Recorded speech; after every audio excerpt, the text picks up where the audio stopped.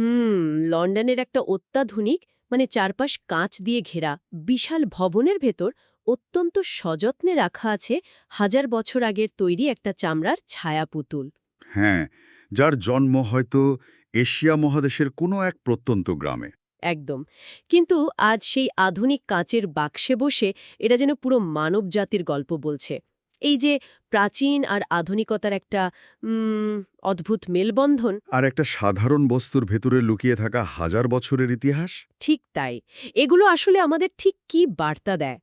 আজকে আমরা যে চমৎকার ভ্রমণ বৃত্তান্ত বা ভ্লগের স্ক্রিপ্টটা নিয়ে বিশ্লেষণ করছি, সেটা আমাদের সোজা নিয়ে যাচ্ছে ঠিক এমনই এক জায়গায়। হ্যাঁ, লন্ডনের বিখ্যাত ব্রিটিশ মিউজিয়ামের একেবারে কেন্দ্রবিন্দুতে। হ্যাঁ, আজকের এই বিশদ আলোচনায় আমরা বোঝার চেষ্টা করব কেন এই জায়গাটি কেবল একটা ইট পাথরের ভবন নয়, কেন এটা মানুষের ব্যক্তিগত অনুভূতির এক বিশাল আয়না। আসলে এখানে সবচেয়ে চমকপ্রদ বিষয় হলো ইতিহাসকে আমরা সাধারণত কিভাবে দেখি, আর এই ভ্লগে সেটা কিভাবে দেখানো হয়েছে তার পার্থক্য। ওই নিরস সাল তারিখের বাইরে গিয়ে। একদম। বেশিরভাগ সময় ইতিহাস মানেই তো কিছু ধুলো পড়া বইয়ের পাতা, তাই না? হুম। কিন্তু এই ভিডিওটিতে যিনি তার অভিজ্ঞতা বর্ণনা করছেন, তিনি একজন সাধারণ মানুষের চোখ দিয়ে পুরো বিষয়টা তুলে ধরেছেন।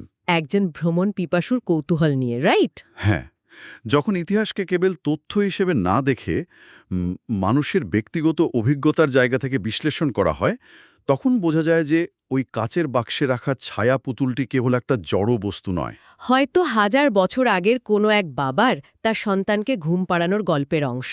ঠিক ধরেছেন। আর আজকের আলোচনার মূল লক্ষ্যই হল সেই জীবন্ত ইতিহাসকে গভীরভাবে উপলব্ধি করা। আচ্ছা, ঠিক এই জায়গাটিতেই ব্লগের একটা বিশেষ কথা খুব জোরালোভাবে নাড়া দেয়। হুম। বর্ণনাকারী মিউজিয়ামের বিশাল ভবনের সামনে দাঁড়িয়ে একটা অসাধারণ অনুভূতির কথা বলেছেন। ওই যে পুরো পৃথিবীটা হাতের মুঠোয় চলে আসার অনুভূতি। হ্যাঁ, সেখানে দাঁড়ালে নাকি মনে হয় যেন পুরো পৃথিবীটা হাতের মুঠোয় চলে এসেছে। একটু যদি গভীরভাবে চিন্তা করা যায়, মানে কেবল একটা ভবনের সামনে দাঁড়িয়ে মানুষের মনে এতটা সর্বজনীন একটা অনুভূতি কেন তৈরি হবে? এর পেছনের মনস্তত্ত্বটা কিন্তু বেশ জটিল। মানে এই পৃথিবীতে তো আরও হাজার হাজার বিশাল ভবন আছে, গগনচুম্বী অট্টালিকা আছে, কিন্তু একটা নির্দিষ্ট মিউজিয়ামের সামনে দাঁড়ালেই কেন মনে হয় যে পুরো বিশ্ব এক জায়গায় এসে জড়ো হয়েছে? কারণ আম, একটা সাধারণ বিশাল ভবন আর একটা বিশ্বমানের জাদুঘরের মধ্যে পার্থক্যটা তার ইটে বা পাথরে থাকে না, থাকে তার ভেতরে লুকিয়ে থাকা ধারণার মধ্যে। ধারণা বলতে? ধরুন, ব্রিটিশ মিউজিয়ামের মতো একটা জায়গা আসলে সমগ্র বিশ্বের ইতিহাসের এক কেন্দ্রবিন্দু। যখন কেউ সেখানে গিয়ে দাঁড়ান, তার অবচেতন মন আগে থেকেই সজাগ হয়ে যায়। ও আচ্ছা, মস্তিষ্ক আগে থেকেই জানে যে ভেতরে কি আছে। একদম। মস্তিষ্ক জানে যে এই দরজাগুলোর ওপারে কেবল একটা নির্দিষ্ট শহর বা দেশের ইতিহাস নেই, সেখানে আফ্রিকা থেকে এশিয়া, ইউরোপ থেকে আমেরিকা, সব মহাদেশের মানুষের হাসি কান্না বেঁচে থাকার লড়াইয়ের প্রমাণ রাখা আছে। এক ছাদের নিচে এত কিছু! হ্যাঁ, এই যে ভিন্ন ভিন্ন ভৌগোলিক স্থান আর হাজার হাজার বছরের সময়কালকে একসাথে নিয়ে আসা, এই ধারণার যে একটা প্রবল মাধ্যাকর্ষণ আছে, সেটাই মানুষের মনে ওই কৌতূহল জাগিয়ে তোলে। একটু থামুন, এখানে আমার একটা খটকা লাগছে। এই যে নানা প্রান্তের ইতিহাসকে এক ছাদের নিচে নিয়ে আসার কথা বলা হলো, একটা ভবনের ভেতরে সব জড়ো করলেই কি সেটা সার্বজনীন হয়ে যায়? মানে আপনি বলতে চাইছেন? যখন এত বিশাল আর ভিন্ন ভিন্ন সভ্যতার জিনিস একসাথে চোখের সামনে চলে আসে, তখন তো মানুষের মস্তিষ্ক এমনিতেই ওভারলোডেড বা বিভ্রান্ত হয়ে যাওয়ার কথা, তাই না? অত্যন্ত যৌক্তিক একটা প্রশ্ন।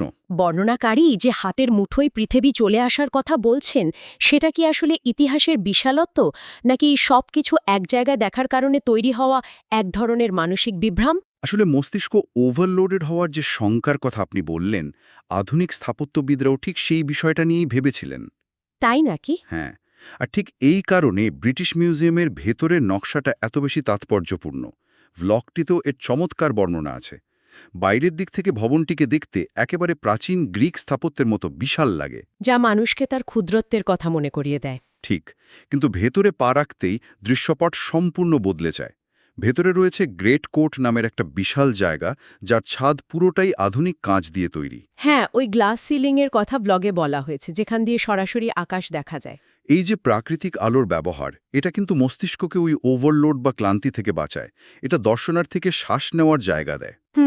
বিশাল ইতিহাসকে একটা উন্মুক্ত পরিবেশে হজম করতে সাহায্য করে। একদম তাই। এই গ্রেট কোটের প্রাকৃতিক আলোয় ঝলমল করা দৃশ্যটার কথা ভ্লগে খুব আবেগের সাথে বলা হয়েছে। এটা নিজের চোখে দেখাটা বর্ণনাকারীর অনেক দিনের স্বপ্ন ছিল। এই স্থাপত্যের বর্ণনা শুনতে শুনতে আমার মনে একটা অদ্ভুত তুলনা চলে আসছে। কি রকম তুলনা? ধরুন, প্রাচীন গ্রিক স্থাপত্যের মতো বিশাল সব পাথরের স্তম্ভওয়ালা একটা প্রবেশদ্বার দিয়ে ঢুকে হঠাৎ করে এমন একটা আধুনিক আলো ঝলমলে কাচের ছাদের নিচে এসে দাঁড়ানো, এটা যেন একটা টাইম পোর্টালের মতো কাজ করে। টাইম পোর্টাল, দারুণ বলেছেন। তাই না? মনে হয় যেন প্রাচীনকালের কোনো দেবদেবীর রহস্যময় মন্দিরের দরজা দিয়ে ভেতরে প্রবেশ করা হলো, আর চোখ মেলি দেখা গেল কোনো আধুনিক যুগের মহাকাশযানের ভেতরে এসে হাজির হয়েছি। হ্যাঁ, অতীত আর বর্তমানের এমন মুখোমুখি সংঘর্ষের একটা দারুণ নাটকীয়তা আছে এখানে। এই টাইম পোর্টালের উপমাটা এখানে একদম নিখুঁতভাবে খাটে। সত্যি ব্যাপারটা ভাবলেই অবাক লাগে। তবে এর পেছনের মেকানিজমটা আরও বেশি আকর্ষণীয়। প্রাচীন আর আধুনিকতার এই যে অদ্ভুত মেলবন্ধন, এটা শুধু চোখের জন্যই সুন্দর দৃশ্য তৈরি করে না, আহলে আর কি করে? এটা অত্যন্ত সুপরিকল্পিতভাবে আমাদের মনস্তত্ত্বকে নিয়ন্ত্রণ করে। সাধারণত প্রাচীন নিদর্শন বলতে আমরা অন্ধকার গুহা বা স্যাঁতসেঁতে কোনো মাটির তলার ঘরকে কল্পনা করি। হ্যাঁ, একটু রহস্যময় পরিবেশ আর কি। কিন্তু যখন প্রাচীন ইতিহাসকে এই গ্রেট কোর্টের আধুনিক আর প্রাকৃতিক আলোয় উপস্থাপন করা হয়, তখন তা আমাদের অতীতকে সম্পূর্ণ নতুন দৃষ্টিভঙ্গিতে বিচার করতে শেখায়। মানে আধুনিক আলোয় পুরনোকে দেখা। একদম। এই আধুনিক কাঁচের ছাদ যেন একটা নীরব বার্তা দেয়। আমরা কেবল অন্ধকারে ডুব দিয়ে অতীতকে রহস্যময় করে তুলব না, বরং আজকের দিনের স্বচ্ছ আলোতে বর্তমানের প্রেক্ষাপটে দাঁড়িয়ে সেই অতীতকে বিশ্লেষণ করব। ঠিক তাই। কিন্তু প্রাকৃতিক আলোতে সবকিছু এত স্পষ্টভাবে দেখলে কি প্রাচীন জিনিসের সেই রহস্যময় আবেদনটা কিছুটা কমে যায় না? সবকিছু তো তখন একদম সাধারণ আর পরিচিত মনে হতে শুরু করে। কমে যায় না, বরং এর চরিত্র বদলে যায়। রহস্যের জায়গায় তখন জায়গা করে নেয় বিস্ময়। বিস্ময়। হ্যাঁ, আর ভ্লগটিতে ঠিক এই বিস্ময়ের কথাই বলা হয়েছে, যখন বর্ণনাকারী সেই আলোর নিচ দিয়ে হেঁটে আরও ভেতরে প্রবেশ করেন। ওই যে বিশাল পাথরের দেয়াল আর প্রাচীন ভাস্কর্যগুলোর কথা। একদম। যখন ওই হাজার বছরের পুরনো পাথরগুলোকে বর্তমানের আলোয় দেখা হয়, তখন সেগুলো আর কেবল মৃত অতীত থাকে না, সেগুলো বর্তমানের সাথে কথা বলতে শুরু করে। পাথরের ভাস্কর্যগুলোর প্রসঙ্গে ব্লগে একটা কথা বলা হয়েছে যে এই বড় বড় পাথরে খোদাই করা মূর্তিগুলোর সামনে হাঁটলে মনে হয় যেন সত্যি কোনো টাইম মেশিনে চড়ে কয়েক হাজার বছর পেছনে চলে যাওয়া গেছে। হ্যাঁ, কারণ এই পাথরগুলো প্রাচীন সভ্যতার নীরব সাক্ষী। হাজার বছর আগে মানুষ কিভাবে নিপুণ হাতে পাথরে খোদাই করে নিজেদের জীবনকে ফুটিয়ে তুলত তা নিজের চোখে না দেখলে বিশ্বাস করা কঠিন। এই জায়গায় আমার মনে একটা প্রশ্ন বারবার ঘুরপাক খাচ্ছে। বলুন। আমরা যদি প্রযুক্তিগত দিক থেকে চিন্তা করি, মানে কোনো আধুনিক যন্ত্রপাতি, লেজার কাটার, ক্রেন বা 3D প্রিন্টার ছাড়াই হাজার হাজার বছর আগে মানুষ পাথরের বুকে এতটা নিখুঁত কাজ কিভাবে করত? এটা সত্যিই ভাবার মতো একটা বিষয়। এটা তো এক অর্থে তাদের যুগের হাই ডেফিনিশন ফটোগ্রাফির মতো কাজ করেছে, তাই না? আজ আমরা যেমন মুহূর্তগুলোকে ফ্রেমে বন্দি করে রাখি, তারাও হাতুড়ি আর ছেনি দিয়ে ঠিক সেই কাজটাই করেছে। উপমাটি সুন্দর, তবে একে যদি একটু সংশোধন করে বলি, ফটোগ্রাফি যেমন যে কোনো সাধারণ মুহূর্তকে আটকে রাখে, এই বিশাল পাথরের ভাস্কর্যগুলো কিন্তু তা করত না। তাহলে এগুলো কি করত? এগুলো সাধারণ ফটোগ্রাফির চেয়ে বরং বর্তমান যুগের কিউরেটেড সোশ্যাল মিডিয়া ফিড বা রাজনৈতিক প্রপাগান্ডার সাথে বেশি তুলনীয়। Social media feed? পাথরের ভাস্কর্য কিভাবে সোশ্যাল মিডিয়ার মতো কাজ করে? মানে বিষয়টা আরেকটু খুলে বলা যায় কি? অবশ্যই। আজকের দিনে মানুষ যেমন সোশ্যাল মিডিয়ায় কেবল তার জীবনের সবচেয়ে ভালো মুহূর্তগুলো, তার সাফল্য আর আনন্দের ছবিগুলো ফিল্টার করে সবার সামনে তুলে ধরে। ও আচ্ছা, মানে শুধু পজিটিভ দিকগুলো। একদম। প্রাচীনকালের রাজারাও ঠিক একই কাজ করতেন এই ভাস্কর্যগুলোর মাধ্যমে। তারা তাদের যুদ্ধ, জয় পরাজয়ে বা উৎসবের কেবল সেই অংশগুলোই পাথরে খোদাই করে রাখতেন, যা তাদের শক্তিশালী হিসাবে তুলে ধরবে, যাতে সাধারণ মানুষ তাদের অপরাজেয় ভাবে। ঠিক। আর ওই যে প্রশ্নটা উঠল যে আধুনিক যন্ত্রপাতি ছাড়া তারা কিভাবে এই অসাধ্য সাধন করত, এর উত্তর লুকিয়ে আছে তাদের সময়ের ধারণার মধ্যে। মানে তখনকার সময়ের হিসাবটা অন্যরকম ছিল। হ্যাঁ, আজকের দিনে আমরা সবকিছু খুব দ্রুত পেতে চাই। কিন্তু প্রাচীনকালে একটা বিশাল পাথরের ভাস্কর্য তৈরির কাজ হয়তো একজন কারিগরের জীবদশায় শেষই হতো না। তার মানে প্রজন্ম থেকে প্রজন্ম ধরে কাজ চলত? একদম তাই। এটা কোনো একক ব্যক্তির কাজ ছিল না, এটা ছিল পুরো একটা সমাজ বা গিল্ডের সম্মিলিত শ্রম। আরে বাহ! এটা মূলত তাদের নিজেদের অস্তিত্বকে আর ক্ষমতাকে সময়ের বুকে চিরস্থায়ী করার এক মরিয়া অথচ শৈল্পিক প্রচেষ্টা। যখন লিখিত ভাষার তেমন চল ছিল না, তখন এই দৃশ্যমান শিল্পগুলোই ছিল যোগাযোগের প্রধান হাতিয়ার। লাল পাথরের মূর্তিগুলো কেবল শিল্পকর্ম নয়, এগুলো হলো প্রাচীনকালের বড় বড় বিলবোর্ড, যা সাধারণ মানুষকে রাজাদের ক্ষমতা সম্পর্কে জানান দিত। একদম সঠিক। মানুষ সবসময় চেয়েছে তার গল্পটা অন্যেরা জানুক। বিশাল পাথরের ভাস্কর্যগুলো কিভাবে মানুষের সে মহাকাব্যিক গল্প বলে তা তো পরিষ্কার হলো, কিন্তু ভ্লগিটে এরপর একটা দারুণ পরিবর্তন বা শিফট লক্ষ্য করা যায়। হ্যাঁ, বর্ণনাকারী এরপর ছোট জিনিসগুলোর দিকে নজর দেন। ঠিক, বিশাল আর ভারী পাথরের ভাস্কর্য থেকে বর্ণনাকারীর নজর চলে যায় আরও সূক্ষ্ম, ব্যক্তিগত আর ছোট আকারের শিল্পকর্মের দিকে। যেমন ওই প্রাচীন আমলের স্বর্ণালঙ্কার আর ছায়াপুতুল। হ্যাঁ, বিশেষ করে রামায়ণ আর এশিয়ার বিভিন্ন লোকগাথার চরিত্রগুলো কিভাবে এই ছায়াপুতুলের মাধ্যমে ফুটিয়ে তোলা হয়েছে তা দেখে বর্ণনাকারী রীতিমতো মুগ্ধ। হওয়ারই কথা। এই যে বিশাল পাথর থেকে হুট করে ছোট ছায়াপুতুলে চলে আসা, এর পেছনের তাৎপর্যটা কি? এই পরিবর্তনটা মানব সভ্যতার একটা খুব গুরুত্বপূর্ণ দিক উন্মোচন করে। বিশাল পাথরগুলো আমাদের দেখায় যে প্রাচীন মানুষেরা ক্ষমতা আর মহাকাব্যিক বিষয়গুলোকে কিভাবে প্রচার করত। আর ছোট জিনিসগুলো? ক্ষুদ্র স্বর্ণের গয়না বা ছায়াপুতুল আমাদের দেখায় যে তারা সূক্ষ্মতা, বিনোদন আর দৈনন্দিন জীবনের সৌন্দর্যকেও কতটা গুরুত্ব দিত। পাথরের মূর্তিগুলো যদি হয় রাষ্ট্রের গল্প, তবে এই ছোট জিনিসগুলো হলো সাধারণ মানুষের গল্প। একদম ঠিক। পাথরের বিশাল ভাস্কর্যগুলোকে যদি আমরা প্রাচীনকালের ব্লকবাস্টার সিনেমা ধরি, তবে এই স্বর্ণালঙ্কার আর ছায়াপুতুলগুলো হলো মানুষের একান্ত ব্যক্তিগত ডায়েরি। চমৎকার উপমা। বিশাল পাথরের গায়ে হয়তো কোনো রাজা মহারাজার জয়ের গল্প লেখা থাকে, কিন্তু একটা সূক্ষ্ম গয়নার নকশায় লুকিয়ে থাকে কোনো একজন সাধারণ কারিগরের রুচি। অথবা কাউকে উপহার দেওয়ার পেছনের কোনো না বলা ভালোবাসার গল্প। ঠিক।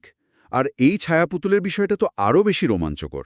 এশিয়া মহাদেশের রামায়ণের মতো একটা পরিচিত লোকগাথা, যা কিনা আমাদের এই অঞ্চলের মানুষের এত কাছের, সেটা যখন লন্ডনের একটা মিউজিয়ামের কাছের বাক্সে দেখা যায়, তখন বিস্ময়ের সীমা থাকে না। একদম। এই ছায়াপুতুলগুলো আসলে কাজ করত কিভাবে?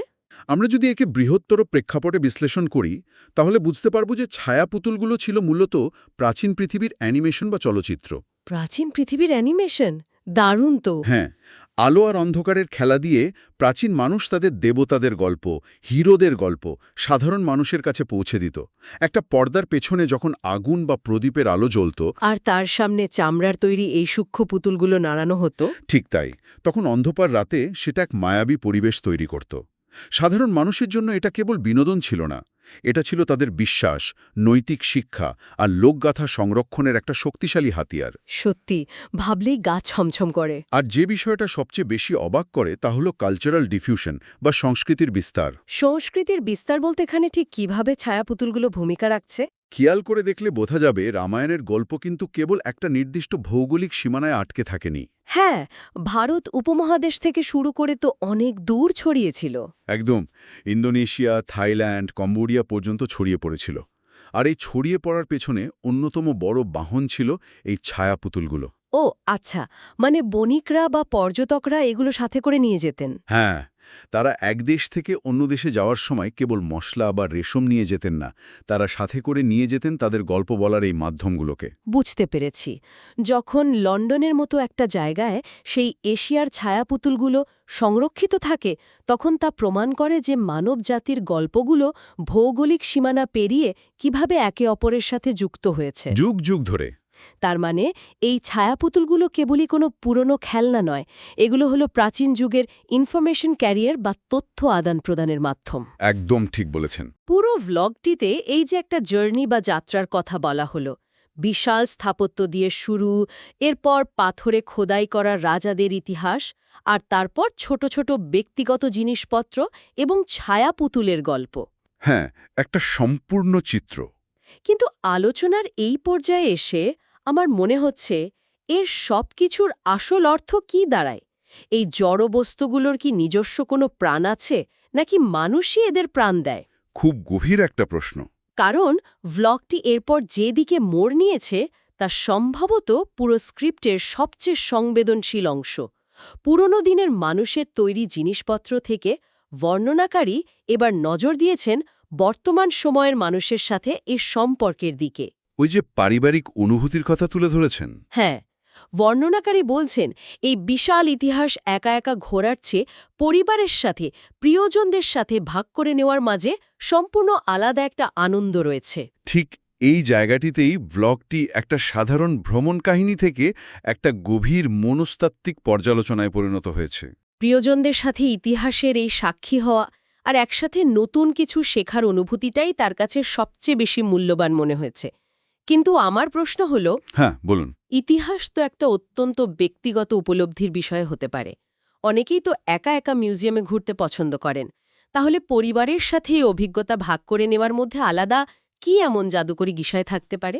এর একটা খুব সুন্দর সমাজতাত্ত্বিক ব্যাখ্যা রয়েছে।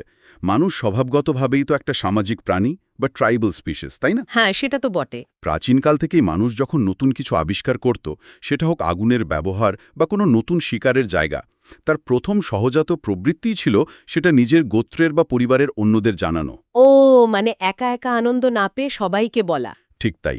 এই যে কোনো কিছু দেখে আঙুল উঁচিয়ে বলা, দেখো তো এটা কি দারুণ, এটা মানুষের জিনের ভেতরে গাঁথা আছে। সত্যি তাই। মিউজিয়াম বলতে আমরা অনেক সময় একটা নীরব গম্ভীর জায়গাকে বুঝি, যেখানে মানুষ একা একা বই পড়ার মতো করে ঘুরে বেড়ায়। কিন্তু এই বর্ণনাকারী আমাদের মনে করিয়ে দিচ্ছেন যে জ্ঞান অর্জন বা বিস্ময়ের অনুভূতি কখনোই কোনো বিচ্ছিন্ন প্রক্রিয়া হতে পারে না। তার মানে ইতিহাস শেখা মানে শুধু একা একা কোনো লাইব্রেরির কোনায় বসে তথ্য মুখস্থ করা নয়। না, একদমই না।